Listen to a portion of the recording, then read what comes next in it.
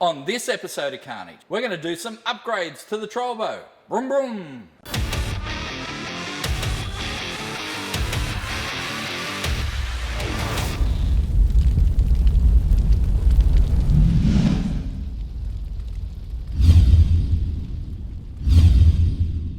This is the Trolvo. It's a 1983 Volvo that we bought as a cheap, unfinished project car. It came with a 1JZ in it, and it has been both awesome and terrible at the same time. We've had plenty of ups and plenty of downs, but we're getting there.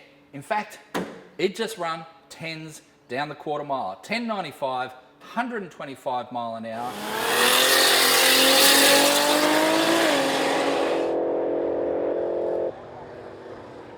It's pretty quick, actually. It's not too bad.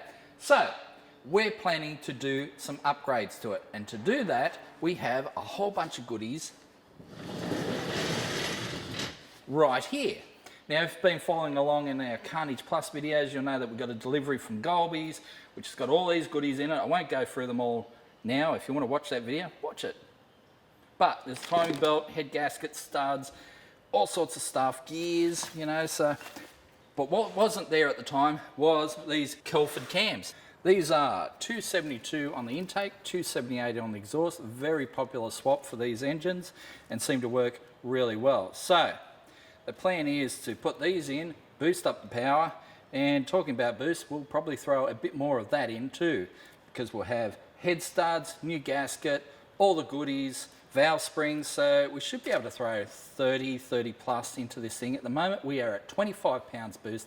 It makes 465 horsepower to the rear and it runs 1095 at 125 as we just said. So car has some potential, but does it have enough potential to go 9s?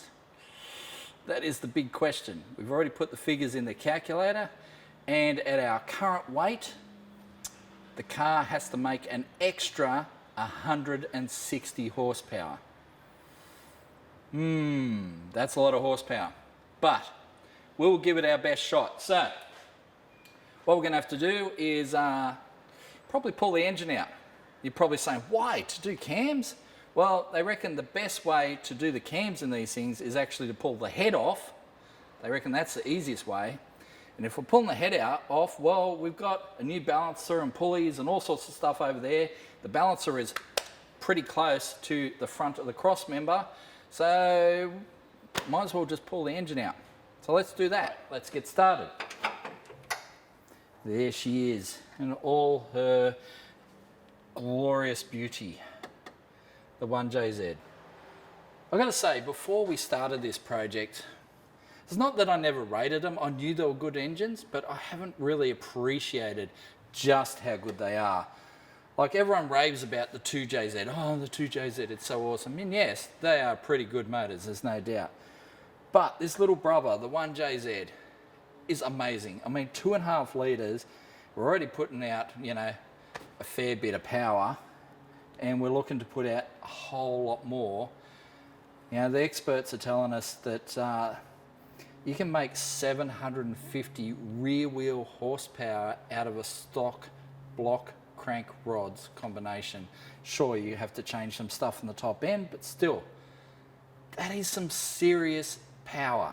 So, will we ever get there? Not sure. That's a long way away, but I think we can give it a fair old power increase with these cams, bit more boost, a few other goodies. Should be awesome. All right, let's start removing some parts.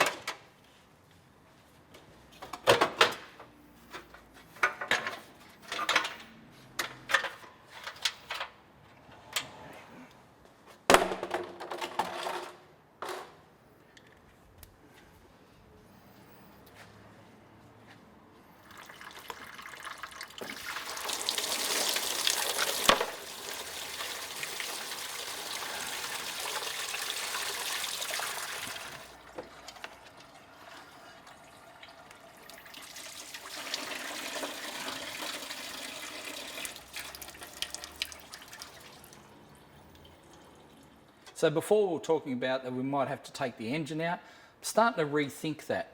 Now we have the concern that the balancer here is quite close to this cross member, but it actually is, you know, pretty high up on that cross member too. So we might get away with just jacking the engine up a bit, pull the balancer off, pull all the bits off that we need to, because we are replacing pretty much all the pulleys and stuff on the front of the engine and doing the timing belt, the gears, all that sort of stuff. So we might be able to leave the short block assembly in there. We'll just pull the manifolds off, pull the head off, send the head off to Johnny at Powerhouse, and he's going to set up the cams and the shims and the buckets and all that stuff that's just a bit painful. But he can do all that, and then we'll bring it back, plonk it back on, bolt it all up, feed it some boost.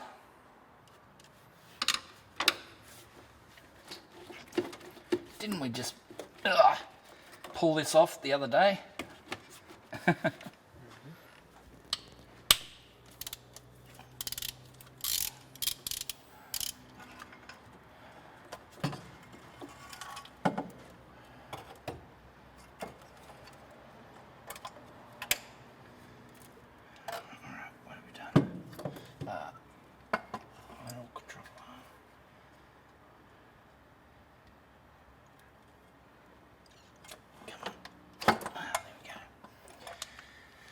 One intake manifold. Unplug all our injectors that we just plugged in. But yep, they did the trick, that's for sure. Car's making some power. I'll give you the drum. Alrighty.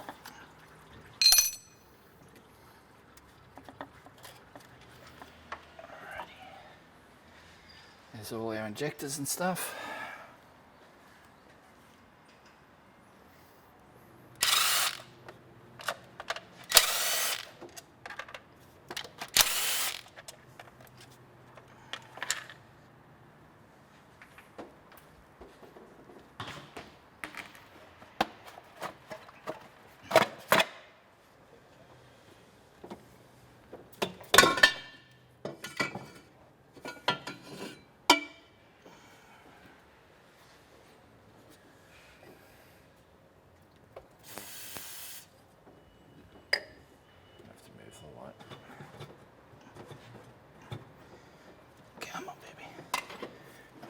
Why it be so difficult?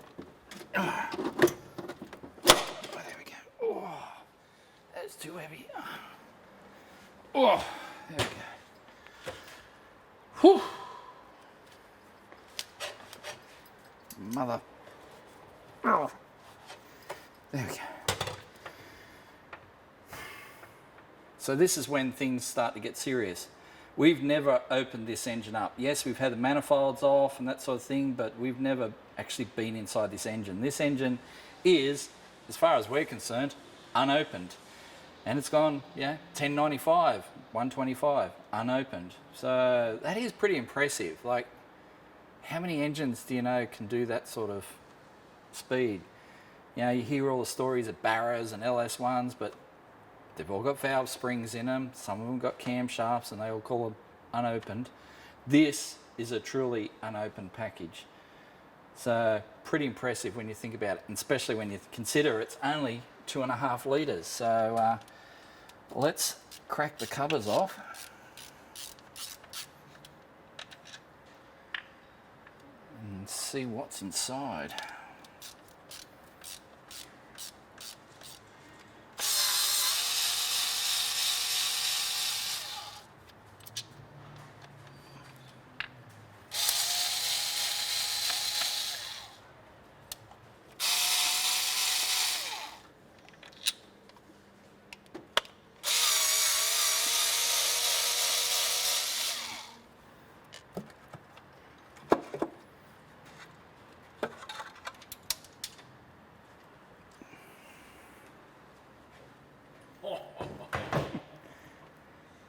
Wow, that is a bit grotty inside.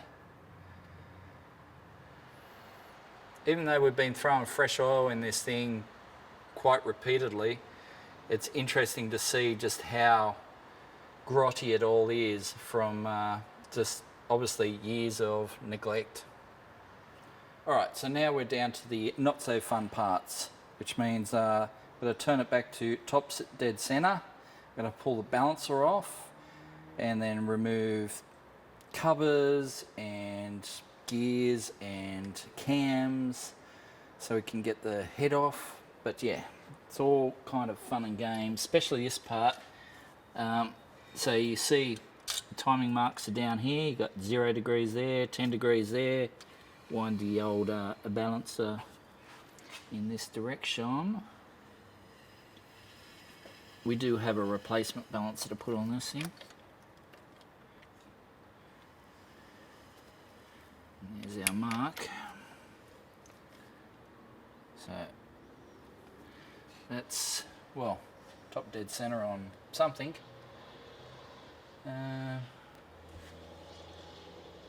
Don't know if that's compression or exhaust. Just watching what the cams do. So we're up to the balancer bolt, and they tell me the balancer bolts on these are done really, really tight. So let's hope the little Ryobi can do the job. Let's see.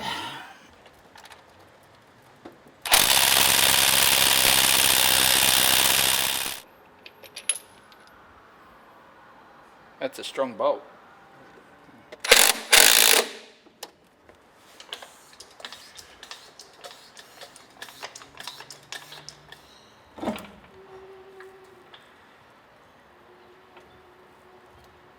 Alrighty.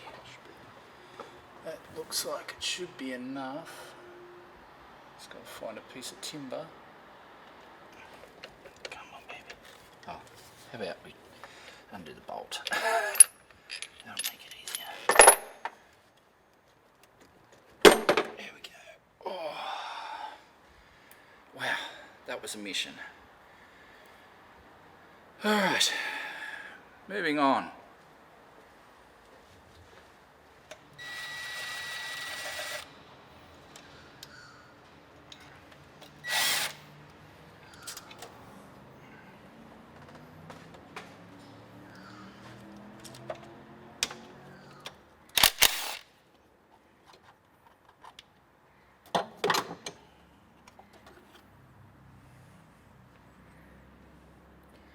It's had some heavy duty wear on it.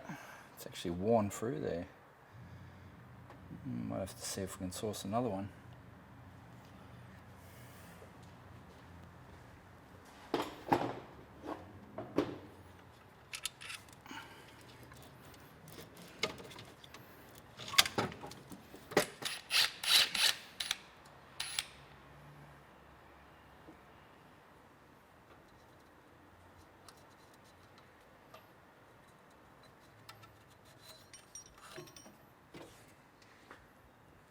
One timing belt. Now they reckon do them every 100,000 Ks or so, but these engines are also non-interference too, so if you happen to do a belt, the valves don't hit the pistons, which is very handy. But yeah, good idea to do them anyway, especially if you're this deep into it, and we will definitely be replacing it. We found a legitimate use for the shifter.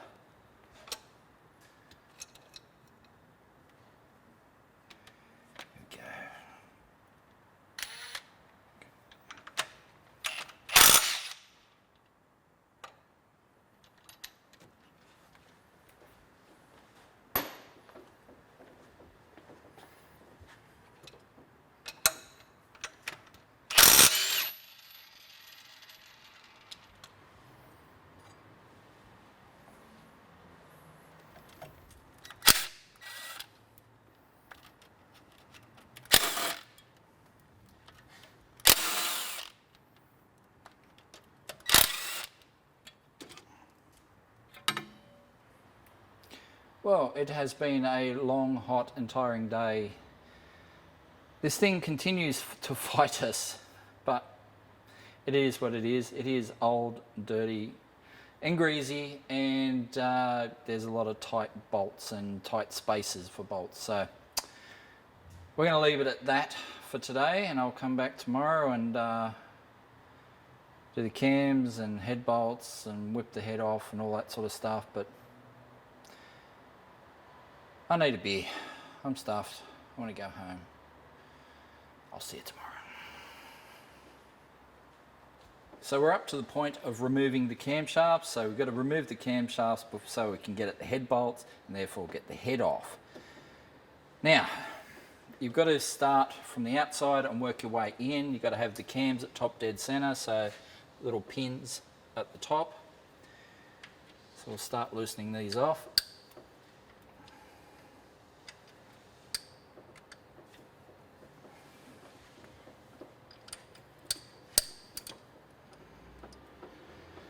There is a lot of crud on these caps. Look at it. It's just, ew. Didn't they ever change the oil in this thing?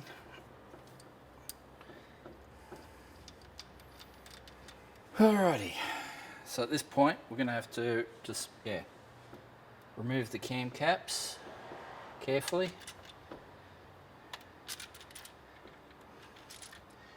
And put them aside. There they go. Pop. So it's important to keep these in order, but apparently there are sort of letters and numbers in the top of the cap to let you know, which side was intake, which side was exhaust, and where it was on the. All right, so that says E7 on it. Once I wipe away the grime, and a little arrow that points towards the front of the engine as well. So exhaust 7, pull this one off, give it a wipe, and it should say E6 with the same arrow. Yep, arrow and E6. So just in front, and so on and so forth. And that is our exhaust camshaft. And it's never going to go in the engine again. Look at all that crud. That's terrible. I'm glad we're going to put this through the power washer. So all these have got little buckets on top of the valves. Basically the lobe turns around, pushes down on the bucket to open the valve. 4 valve per cylinder. So yeah, they're pretty good, reliable engine, as we've seen. Now I'll do the intake side. Now, to tell the intake cam from the exhaust cam, got a cam sensor sync right there. So that spins around, lets the computer know where the cam's orientated. But yeah, it's a good way to tell intake cam from exhaust cam. Exhaust cam, no sensor. And there's our intake cam.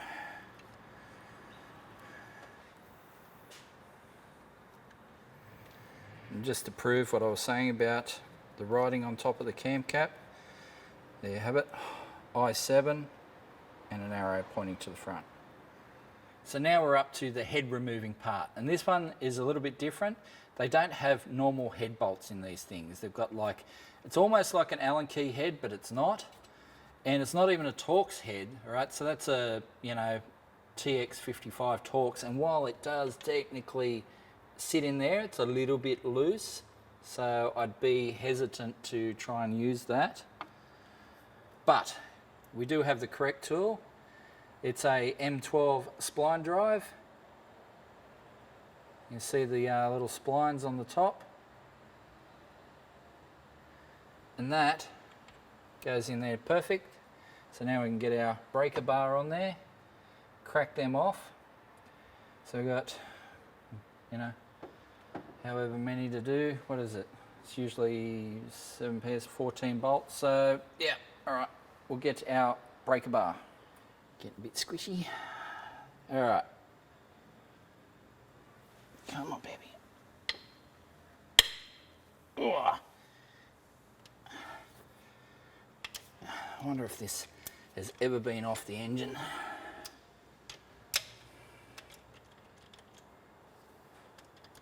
Come on. So much gunk.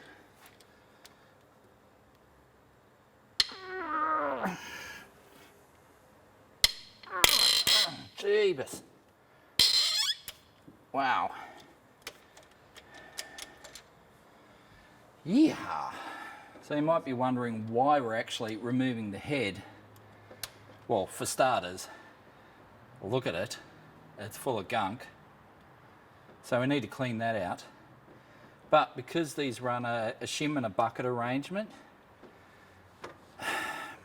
they tell me it is a whole lot easier to set up the clearances on the shims and the buckets on the bench. So we'll put the cams in on the bench and, well, not cams in on the bench, so to speak, but basically set it up with the cams on the bench, set up all the clearances, then we can pull the cams out, put the head on the engine, put all our head studs in with our new gasket and all that sort of stuff, torque it all down, then cams on because the clearances will already be set, and then we can dial the cams in. Oh, wow, it's going to be a mission. So, better to do that with, especially the clearances, with the head sitting on the bench than it is sitting here, because you know, you might have to machine stuff here and there. So be it. So that's why we'll hand it off to Johnny Pillar at Powerhouse Engines. He can sort out that stuff for us, and we'll get back a nice, shiny, clean head.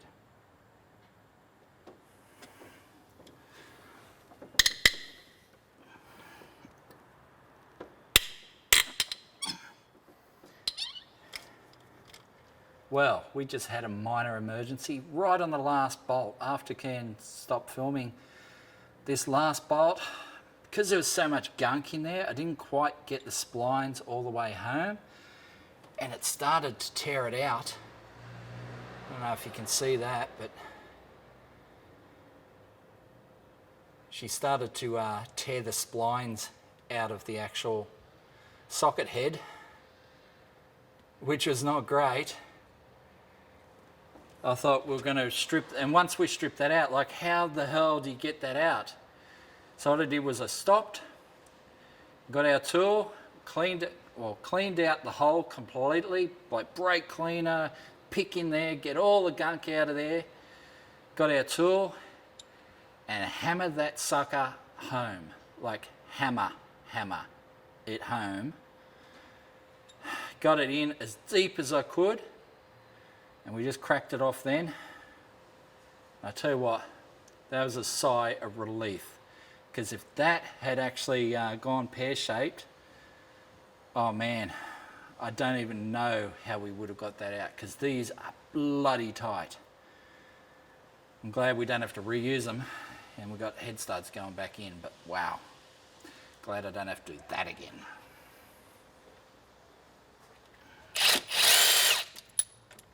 Now that I've got them all loosened off, we can just run them out with the impact. There's no load on them, of course.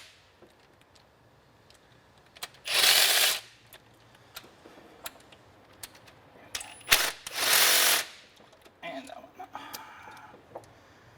Okay. Now we can lift the head off.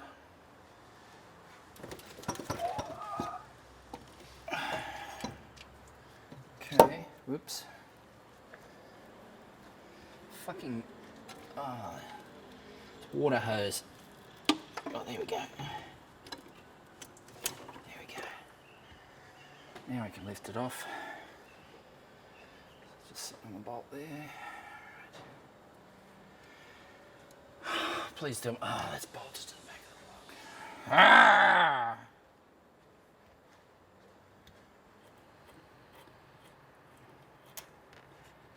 Okay, and here we go. 3, 2, 1. There we go. Whew. not too bad. I mean, it's not as heavy as a barra head, but certainly not light. What do we got here?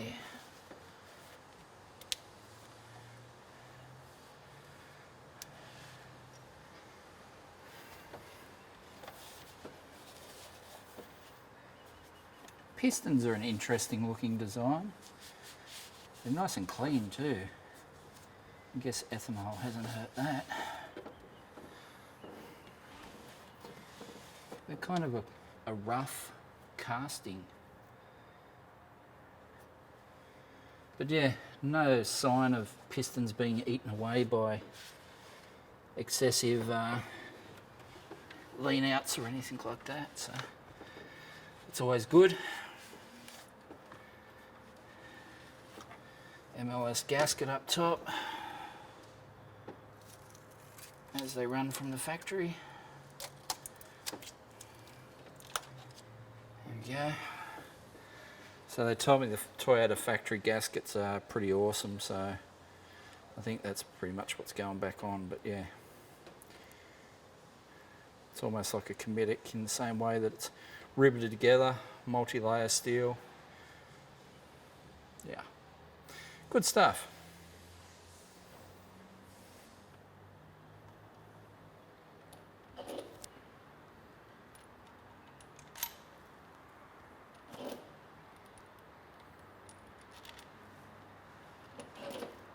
So unfortunately that is where we're going to have to leave this video, because straight after I pulled the head off this engine I got crook and I've been away for 2 weeks while I've been trying to get better. Still not perfectly 100%, but I have handed the head off to the guys at Powerhouse Engines. So they've got the head, the cams, they're going to set all that up. But I also have handed off the heads from Superman to the Powerhouse as well, and I've told them that the Superman heads are the priority. So they'll do Superman heads first and then the Trolvo head.